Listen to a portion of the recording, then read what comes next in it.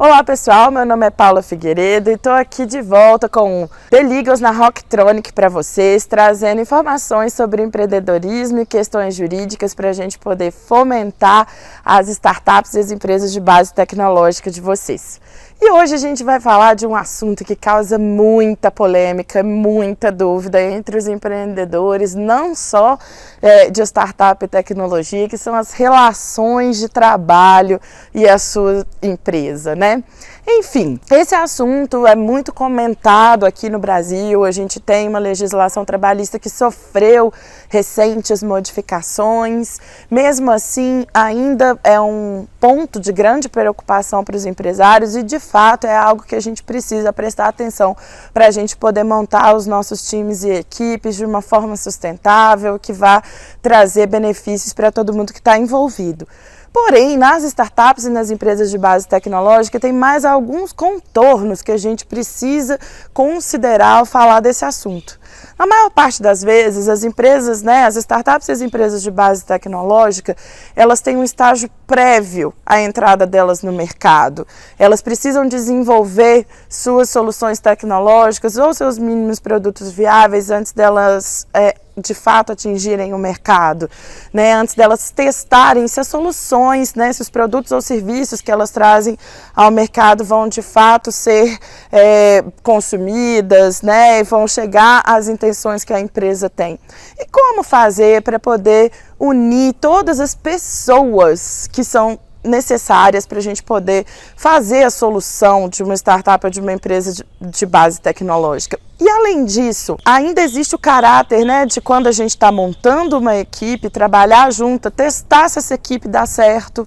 Tem um outro ponto também muito importante a se considerar, que como as startups e as empresas de base tecnológica estão começando, muitas vezes financiamento ou investimento, dinheiro em caixa para elas é uma dificuldade e muitas das vezes as startups se utilizam de parte da empresa, cotas ou ações da sociedade para poder trazer as pessoas para o time, tanto para poder remunerá-las quanto para poder mantê-las. Quando a gente monta um time que funciona, a nossa intenção, que aquelas pessoas que vestiram a camisa e que são fundamentais para o desenvolvimento do negócio, que elas continuem no time.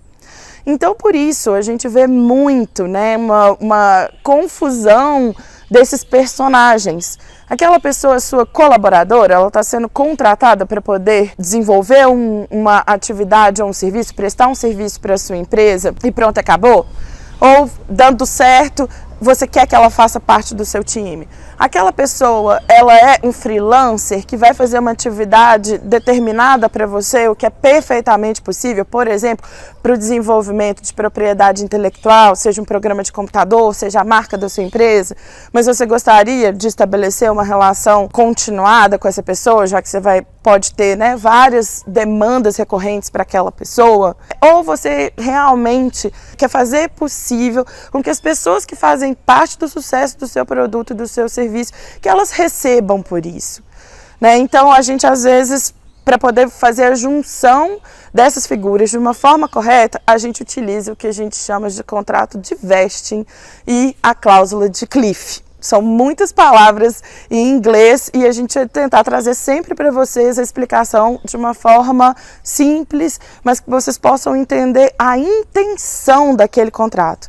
A intenção é muito mais importante que a gente traduza bem, que a sua assessoria jurídica traduza bem, porque cada situação é única, seu negócio é único e a situação do seu acordo com aquela pessoa ou com aquela empresa é única também. E ela precisa servir ao propósito do seu negócio.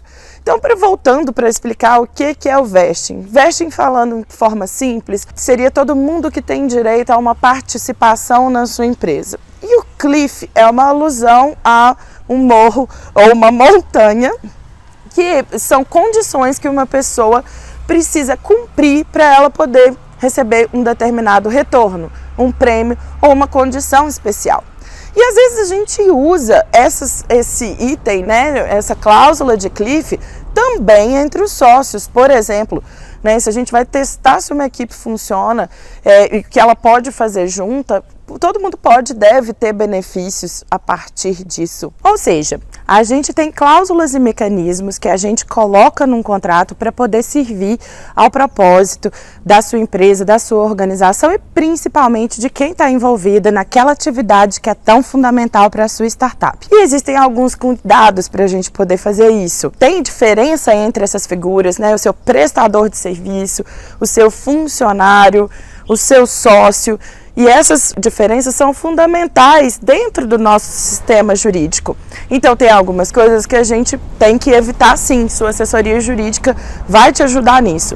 Por exemplo, a gente não pode se tornar sócio de uma limitada, de uma empresa de responsabilidade limitada, colocando só o nosso trabalho dentro dela. Então a gente precisa colocar contratualmente da forma correta como que vai ser a progressão da figura de um funcionário para a figura de um sócio. O que a gente tem na legislação que a gente não deve confundir como sociedade é a participação em lucros e resultados, e às vezes não é exatamente isso que a sua startup vai querer que seja só uma remuneração para aquela pessoa, se realmente quer que ela faça parte do seu time. Então a gente precisa de tomar certos cuidados para a gente não ter uma relação que é de uma forma ser considerada como outra ou trazer algum tipo de risco para a sua empresa. A sua assessoria jurídica vai ser, né, a forma de permitir fazer os contratos que são fundamentais para a sua empresa da melhor forma e da forma que você precisa. Vamos falar mais sobre isso? A gente quer ouvir as dúvidas de vocês, que a gente imagina que não sejam poucas. Mandem e-mail pra gente, entrem em contato com a gente, não só sobre esse assunto que a gente está tratando hoje, mas sobre os demais que vocês gostariam de ver aqui no The Legals na Rocktronic. Beijo e até a próxima!